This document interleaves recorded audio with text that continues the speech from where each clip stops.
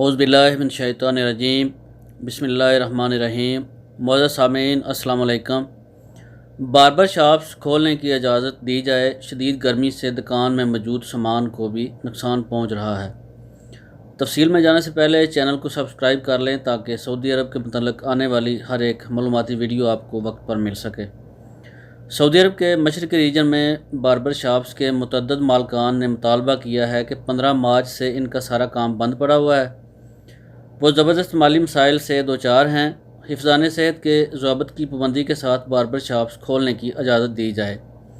सबक वेबसाइट के मुताबिक बार्बर शॉप्स मालकान ने मुआवन सेक्रेटरी वज़ारत सेहत डॉक्टर अब्दुल्ला सीरी के इस बयान पर रद्द अमल ज़ाहिर किया है, जिसमें उन्होंने कहा था कि समाजी दूरी की शर्त पूरी न करने वाली सरगर्मियों, बार्बर शॉप्स, स्पोर्ट्स क्लब और ब्यूटी पार्लर्स को कोरोना वबा पर मुकम्मल काबू पाने से क़िबल नहीं खोला जाएगा।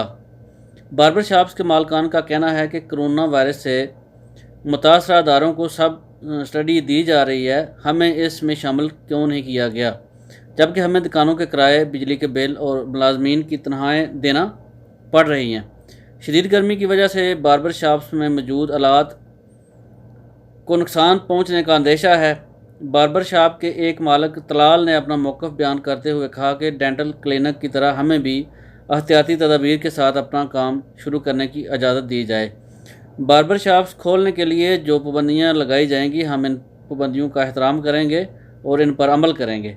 अगर बार्बर शॉप्स खोलने की इजाज़त ना दी जाए तो ऐसी सूरत में लाइसेंस फ़ीस, सोशल इंश्योरेंस, कारकुनान के कामों की फ़ीस और इसी तरह की दीगर फ़ीसों को माफ़ किया जाए ताकि हमारा माली खसारा कम हो सके। तो ये थी बार्बर शॉप्स के हवाले से नई अपडेट्स। उम्मीद है कि आपको वीडियो अच्छी लगी होगी। इंशाल्लाह इस तरह की इन्फॉर्मेटिव वीडियो देखने के लिए चैनल को सब्सक्राइब कर लें ताकि आने वाली हर एक मालूमाती वीडियो का नोटिफिकेशन आपको बर वक्त मिल सके। मिलते हैं नेक्स्ट वीडियो में, तब तक के लिए अपना बहुत सारा ख्याल रखिएगा। आपके कीमती वक्त का बहुत बहुत शुक्रिया। अस्सलाम वालेकुम वरहमतुल्लाहि वबरकातुहू।